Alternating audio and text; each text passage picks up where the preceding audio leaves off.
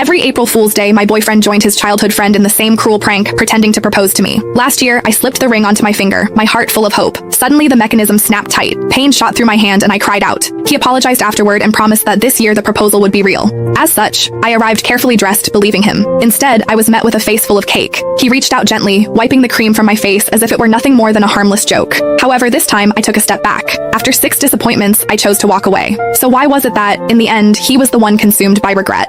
Every year on April Fool's Day, my boyfriend would team up with his childhood best friend to pull the same prank on me. He would pretend to propose. Last year, the two of them laughed like it was the funniest thing in the world, even though my fingers were almost crushed in the process. Later, he apologized and swore that this year would be different. This year, the proposal would be real. As such, when he called me again, sounding urgent and telling me to come to the place where we had our very first date, I believed him. I curled my hair, got my nails done, and spent extra time perfecting my makeup. I picked out a brand new outfit and even drafted the announcement post I was going to share once everything became official. However, the second I stepped through the door, smiling and full of excitement, a thick slab of cake cream slammed straight into my face. Laughter burst out from among the crowd and a girl's voice rang out, bright and smug. I told you Whitney can't take a joke, someone else said. You insisted on calling her. Now look at what's happened. Sylvia huffed and sat on the couch. The mood shifted instantly. The way everyone looked at me turned cold. She was the only girl in their group, the one everyone spoiled. As long as she was unhappy, everyone would rush to comfort her, Nolan included. The first time I met her, she organized a game of truth or dare. When other people got dared, it was just something a little embarrassing. However, when it was my turn, they asked me to do something way out of line in front of everyone. All I said was that it was too much and I did not like it. Sylvia's eyes immediately turned red and she ran out of the room. Everyone ran after her,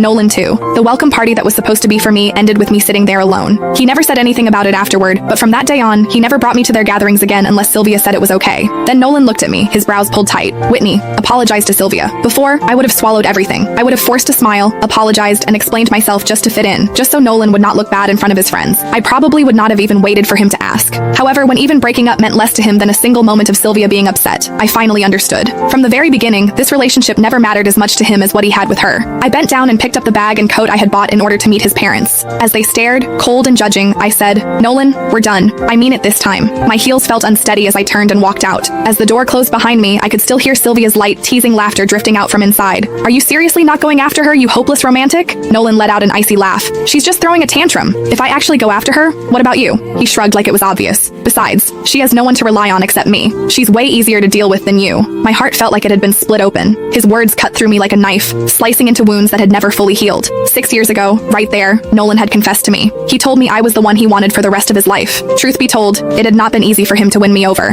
When I was 15, my parents both remarried and started new families of their own. I became the extra piece no one wanted to talk about. I resisted relationships, and I resisted the idea of building a family. I turned him down 5 times. The last time, I was living alone when a stranger started following me. I did not even